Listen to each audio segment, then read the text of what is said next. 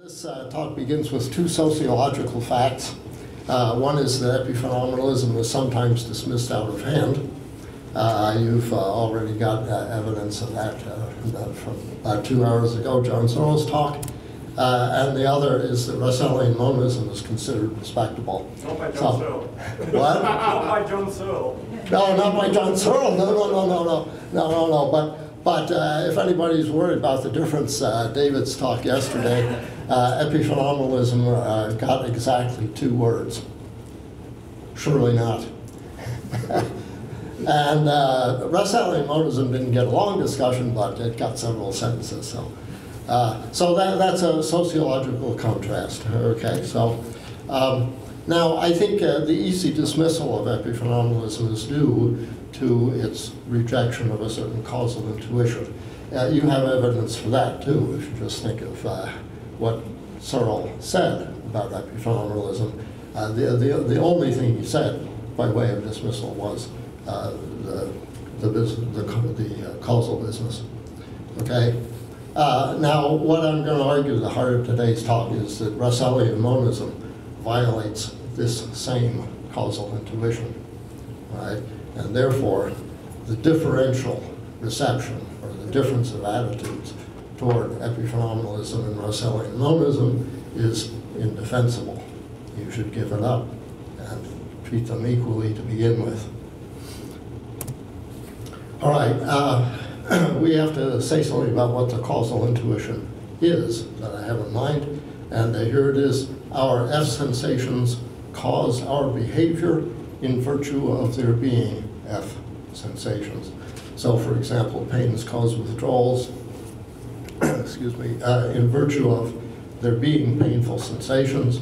Orange after images cause reports in virtue of there being sensations of orange.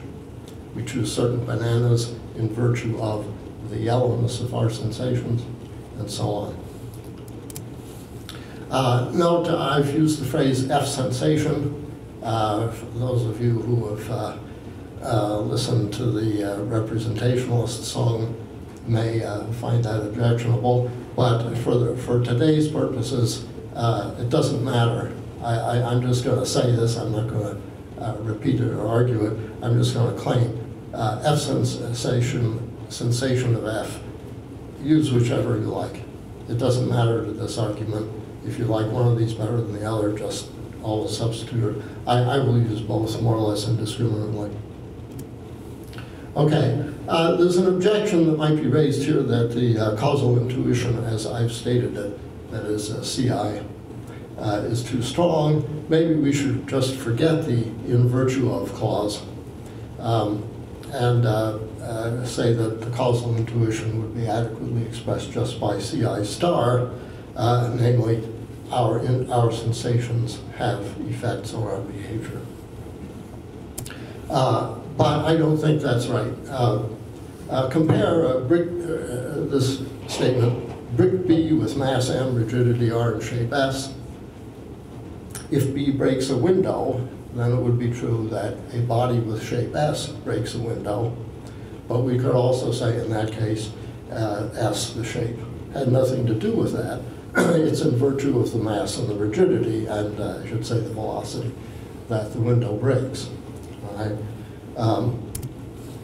CI star, just by itself, the short version, fails to rule out the claim that my sensation of F caused my behavior, but its F sensationhood, or its being an F sensation, had nothing to do with that.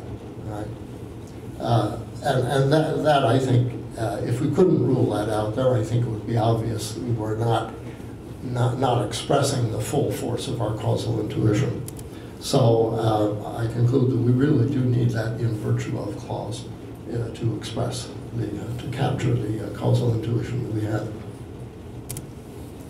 All right, so now we need to know what Russellian monism is, and I'm just going to follow Alter and Nagasawa's 2012 paper in Journal of Consciousness Studies. And here's what they give. Structuralism about physics. The basic properties physics describes are structural relational properties. Realism about inscrutables. There are inscrutables, the natures of which are not wholly structural relational. And protophenomenal foundationalism, at least some inscrutables are either phenomenal or protophenomenal properties.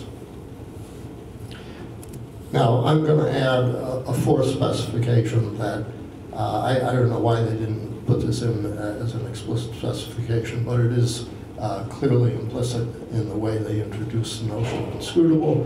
I'll just call it grounding, namely inscrutables ground the physical structures relations that physics describes. And then I'm going to add a fifth specification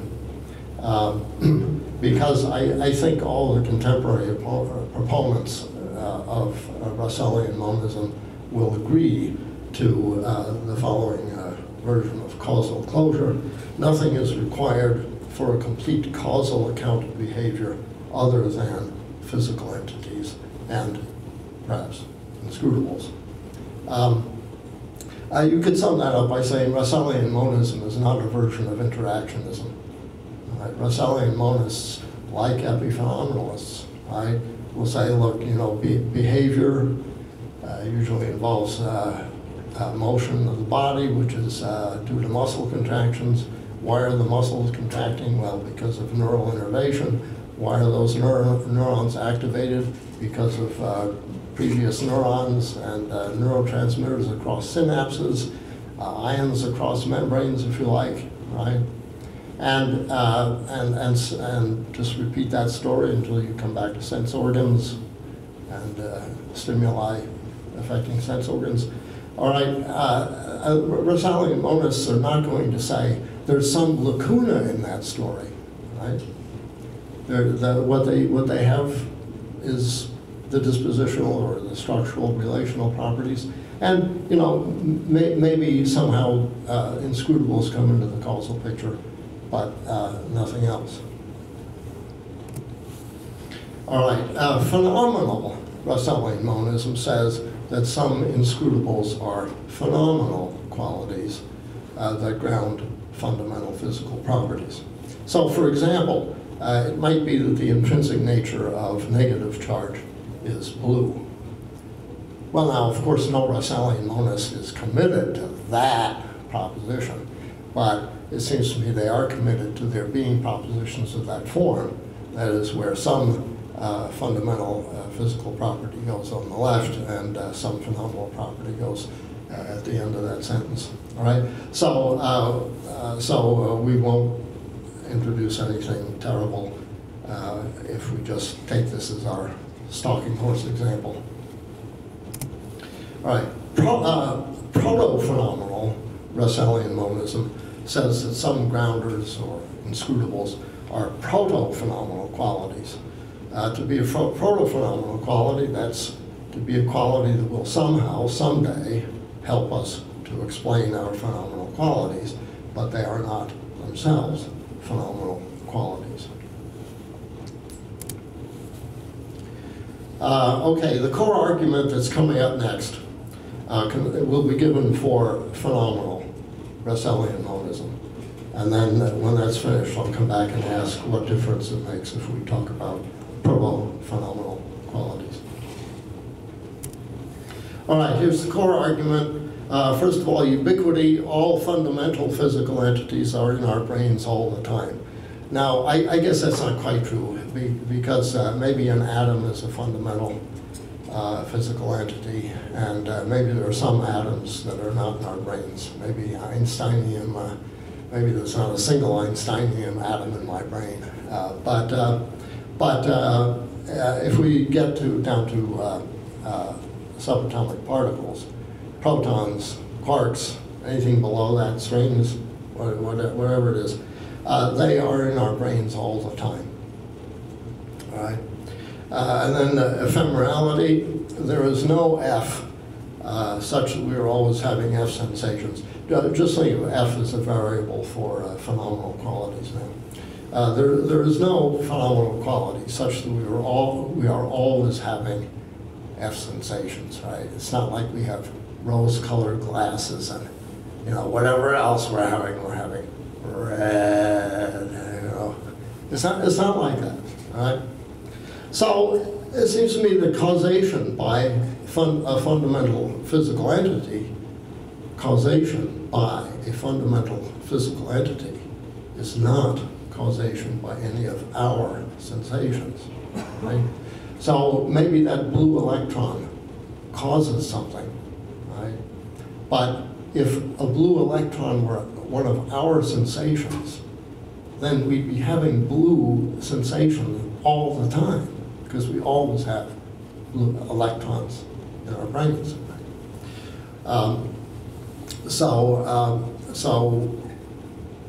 Okay. Now, it's important to realize that what 3 says is the case, even if a fundamental entity's being itself constitutes a sensation of F, right? So, for example, electrons may be blue sensations, but none of them are our blue sensations, right? Maybe it's okay for you to think of an electron as, you know, its existence as a little episode of consciousness of blue, nothing else, just, right? It's a little episode of consciousness. But even if you think of it that way, it's not one of our blue sensations. Okay. All right, here's another premise. Our sensations can only be ephemeral sets of relations among arrangements of, our sensations can only be ephemeral sets of relations among, I'll call that arrangements of physical entities of various natures, structural and intrinsic, right? So, I think I need my hands for this, right? What has the Russellian monist got to work with, right? Once we are clear that a blue electron is not one of our blue sensations, even if it is a sensation, right? The Russellian monist has physical entities, right? Our sensations are ephemeral. So all it can be is electrons with their relational properties and perhaps their intrinsic properties, right? When they are arranged in some way, perhaps spatially, could be causal relations involved, whatever, right? They've got to be physical relations, right? All the Russellian monist has to work with is that there's some set of relations. When physical entities get into that arrangement, then we have a blue sensation. And when they fall out of that arrangement, then we no longer have a blue sensation. Okay. All right. There are actually 2 possibilities here. One is that our having a blue sensation might consist in some blue electrons occupying a certain position in a certain kind of arrangement. Right? But the other might be, or it might be that our blue sensations are arrangements of physical entities, none of which are blue. Maybe an intrinsically yellow physical entity and an intrinsically salty and an intrinsically warm physical entity, if they get into a certain kind of arrangement, then we have a blue sensation. Right? That constitutes a blue sensation, maybe. Right? And again, it doesn't matter whether or not you think of electrons as having their own little consciousness. All right, now here's where the causal closure comes in. A complete account of effects of arrangements of physical entities can be given in principle entirely by the structural relational properties of the entities in the arrangement. All right, so the idea is that if we have an arrangement of physical entities, right, and that arrangement has some effects, we are going to be able to explain the effects of that entirely in terms of the physical laws that apply to the physical entities in the arrangement. Now, if you're worried about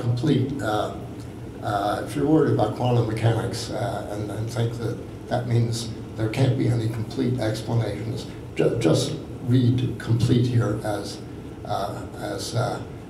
complete as is compatible with quantum mechanics. All right. So, if all that I've said is true, even if arrangements of physical entities are our blue sensations, that has nothing to do with the causal explanation of behavioral events. And therefore, the causal intuition is violated by Russellian monism. That is, Russellian monism will not provide, in effect, we've already covered the protophenomenal case. All right, so conclusion.